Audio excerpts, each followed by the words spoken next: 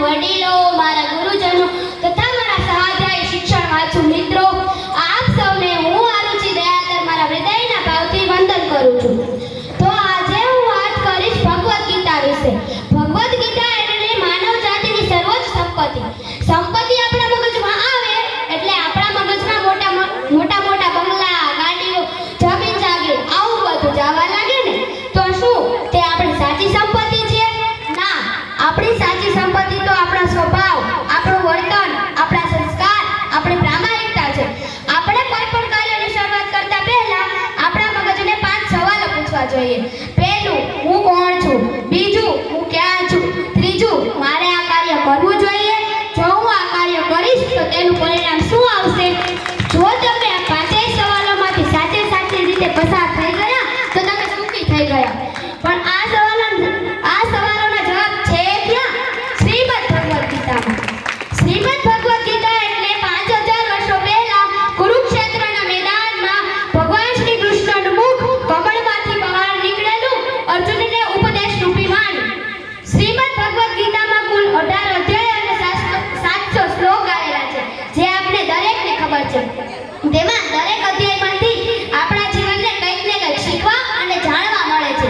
જેમ કે બીજા અધ્યાયમાં 47માં શ્લોકમાં કર્મણ્યેવાધિકારસ્તે મા ફલિષુ કદાચનમ મા કર્મફલ હેતુર્મુર્ભવેતો સંગોત કર્મણિ. કે તું નિત્ય કરતો જા, ફળની ચિંતા રાખીશ નહીં, તે તને આપોઆપ મળી જશે. કર્મો એ જ કામધેનુ અને પ્રાર્થના એ જ પારસ મળી છે. અર્થાત પરિવર્તન એ જ સમાજનો નિયમ છે. જે આપણા નસીબમાં નથી તે આપણે ક્યારેય નહીં મળે, અને જે આપણા નસીબમાં છે તે દુનિયાની કોઈ તાકાત નથી કે આપણા સુધી પહોંચવામાં રોકી શકે. ગીતામાં ત્યાં સુધી કહ્યું છે કે માણસ અશક્ય હોઈ શકે પણ અશક્ય તો નહીં જ, કારણ કે બધાની અંદર ગીતાનો ગાનાર કૃષ્ણ વસે છે. ગાંધીજીને યાદ કરીએ તો ગાંધીજીના વિચારોમાં શ્રીમદ ભગવદ્ ગીતા હોય છે. વિવેકાનંદને યાદ કરીએ તો જ્યારે શિકાગોમાં વિશ્વ ધર્મ પરિષદ યોજાય ત્યારે બધા દેશના ગ્રંથોની નીચે આપણી શ્રીમદ ભગવદ્ ગીતા હતી. બધા દેશના લોકો હસે છે ને કહે છે કે આપણા દેશનો ગ્રંથ તો સૌથી નીચે છે. ત્યારે સ્વામી વિવેકાનંદ ધીમેથી કહે છે કે મારા વહાલા ભાઈઓ તથા બહેનો, અમારા દેશનો ગ્રંથ સૌથી નીચે છે, કે પાયામાં છે. તેથી જ તમારા બધાના ધર્મગ્રંથો ટકી રહ્યા છે.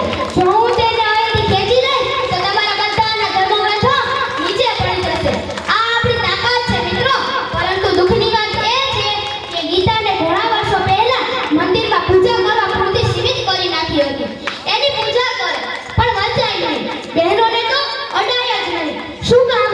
કારણ કે અંગ્રેજોને પણ ભારતીય નારીની તાકાતની ખબર હતી. મિત્રો, તમે નવરાશના સમયમાં રીલ્સ જોવાને બદલે આઈપીએસ ઓફિસર સફીન હસન સાહેબના વિડિયો સાંભળજો અને તમારા બાળકોને પણ સંભળાવજો.